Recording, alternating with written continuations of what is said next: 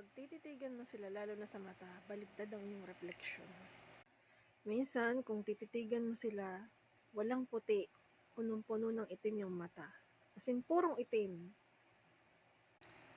Kaya kung dayo man kayo sa lugar na papasyalan nyo, huwag kayong gagala sa gabi. Lagi kayong magdasal, mag-iingat. Sumunod, wag kayong basta kakain ng mga pagkain inaalok. Dahil baka mahawahan kayo ng pagiging aswang. Minsan pa nga nanlilisik ang mga mata nila eh. Grabe makatingin, parang gano'n oh. Palagi kayong mag-iingat sa lahat ng pupuntahan nyo.